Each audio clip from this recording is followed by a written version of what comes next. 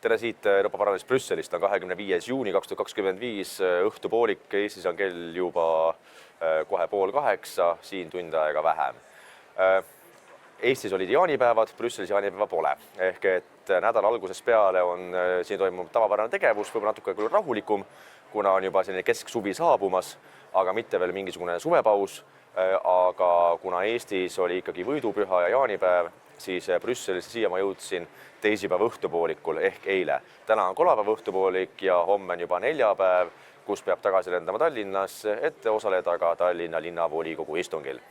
Kuid viimaste päevade vast kõige põletavam küsimus on loomulikult olnud Haagis ehk Hollandis toimunud NATO tippkohtumine, mille kohta on ka Eesti meedias päris palju uudiseid läbi käinud juba.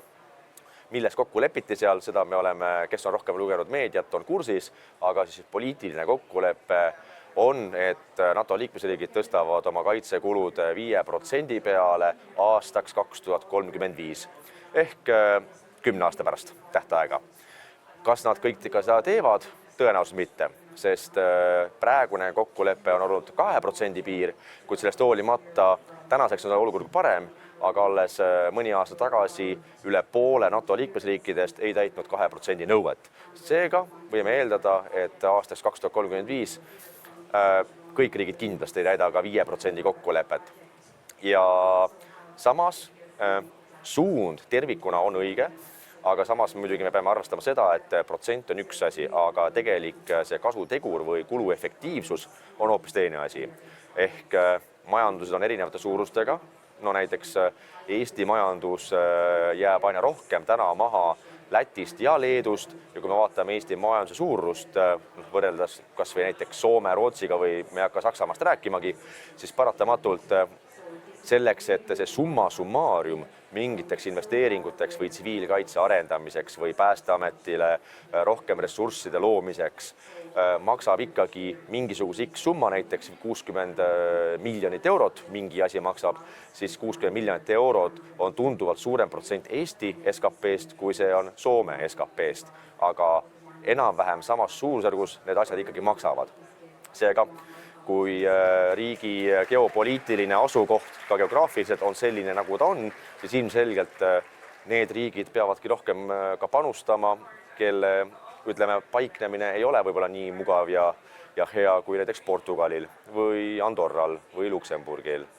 Aga suur vahe on ka selles, kuhu raha pannakse, nii et suund iseenesest kaitsekulu tõstmiseks on õige, aga samas meie huvi peaks olema ka see, et Eesti maksumaksja raha, mida me investeerime kaitsevõime tugevdamiseks, et see jääks ka Eesti majandusse. Ehk, et me toodaksime ise kodumaal ise näiteks laskemoona, teatud tehnikat, et see raha jääks Eesti majandusse, looks Eestis töökohti ja looks meile jõukust.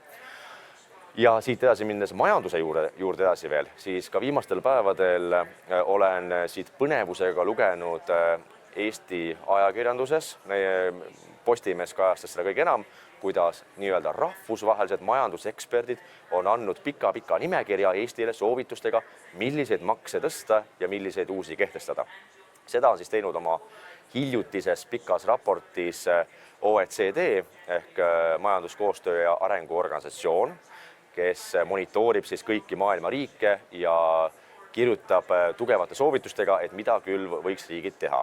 Ja täpselt sama asja on teinud ka rahvusvaheline valuutafond ehk IMF, mille peakorterit ma juhtusin külastama just mõned nädalad tagasi, kui ma osalesin meie siin parlamendi rahvusvahelise kaubanduse delegatsiooniga kohtumistel Washingtonis, siis rahvusvaheline valuutafond ehk IMF on teinud täpselt samasuguseid soovitusi Eestile ja loomulikult, mida teeb Reformierakond või mida teevad natuke mõtlemisvõimetumad riigi esindajad, ministrid, Riigikogu liikmed on see, et nad võtavad seda kui kohe puhta kullana, et nüüd tulebki nii teha, kuna kuskilt kaugelt, kõrgelt eemalt anti soovitusi ja küllap ikka nemad teavad kõige paremini, et kuidas Eesti majandust tuksi keerata veelgi enam.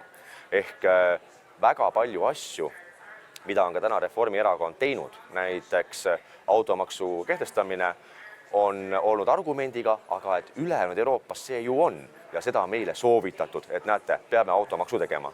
Aga tulemuseks on autoturu kokkukukkumine.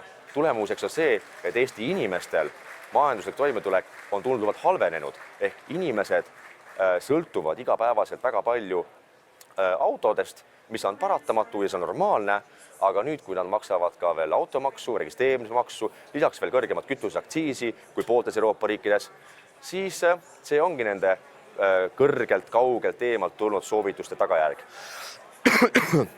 Ja kui me vaatame neid soovitusi, mis on siis tehtud Eestile, et kindlasti tuleks veel teha ka kinnisvaramaks, suuremad varamaksud, pärandimaks, siis see on kindel ei. Ja nagu te näete, siis jaanipäev oli nii külm Eestis, et olen saanud kuskil ka mingisuguse viiruse või külmetuse kaela endale. Aga need soovitused on saatanast. Eesti peab ise vaatama meie majandusolukorda, meie inimeste toimetulekut ja lähtuma ka kindlatest põhimõtetest, milleks on näiteks eraomandi puutumatus. Inimeste võimalus ka läbi põlvkondade, läbi pärimiste koguda jõukust. See on normaalne. Seda ei pea riik hakkama karistama ega reguleerima sotsialistlikus mõttemaailmas, et kuna mingi suguvõsa on saanud rohkem läbi päranduste vara juurde, mis on ju kunagi välja ostetud. Enamus vara on inimesed ostnud ju oma palga eest, mille pealt nad on juba tulumaksu riigile maksnud. Siis nad ostavad selle teenitud palga eest endale auto, nagu näiteks praegu, ja maksavad omakorda selle pealt veel siis nii-öelda automaksu iga-aastaselt. Ja siis nad tangivad autot ja maksavad kütuseaktsiisi. Ja nüüd, kui inimene on ostnud pangalaenuga näiteks endale ka korteri või maja või kas või mitu maja, see on ka tema asi. Sest et ma olen kuulnud siit-sealt osade inimeste arvamust, et kui mõnel on ikka 3 või 4 suvilat või elamut, siis ikka maksustame. Ja siin jällegi mina ütlen, see on iga inimese enda asi, kui mitmes voodis ta korraga magab või kui mitu katust tal endal on. See ei ole riigi asi tulla dikteerima ja ütlema, et nüüd sa oled liiga töökas või jõukas olnud ja nüüd me hakkame seda karistama, sest sa oled juba oma maksud ära makstud palga pealt ja nüüd me karistame veel ka seda vara, mida sa selle palga eest oled ostnud või mille eest oled pangalaenu maksnud.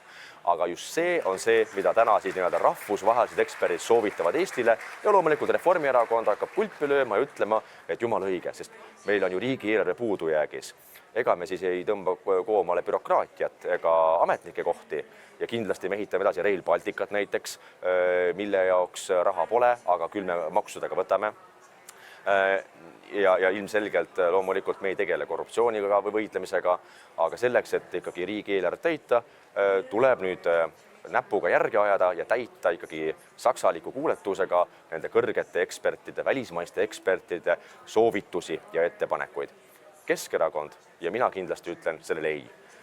Eestis tuleb kaotada automaks, tuleb langetada makse, et elavdada majandust, et anda hingamisruumi ettevõtlusele, kes loob väärtust meie ühiskonnas, loob töökohti ja tuleb ajada energeetikapoliitikat, et Eesti ettevõtjatel oleks stabiilne, ettenägelik majanduskeskkond, et tõesti siis suurendada tootlikkust, suurendada eksporti ja sellega tuua rohkem raha Eesti majandusse ja Eesti inimestele. See on see lahendus, kuidas Eesti peab tulema kriisist välja. Paraku see võimalus tekib alles tõenäoliselt 2027. aastal, kui piisavalt paljudel valijatel on meeles minna valima valimisjaoskonda ja mitte valida Reformierakonda või sotsiaaldemokraate või teisi vasakpoolseid, vaid valida mõistlikke erakondi, kes saavad aru, kuidas majandus töötab. Ja loomulikult üks selleks erakonnaks on kahtlemata Keskerakond. Ma soovin teile kõigile ilusat juuni lõppu. Me kohtume taas juba Strasbourgist ülejärgmisel nädalal, kui toimuvad täiskogu istungid, siis selle nii-öelda poliithooaja viimane istungjärk, peale mida siis juuli lõpust tuleb väikene paus sisse kuni augusti lõpuni. Olge terved ja tublid ning loomulikult jälgige minu kodulehti jaakmadissa.ee ja olge terved ja näeme!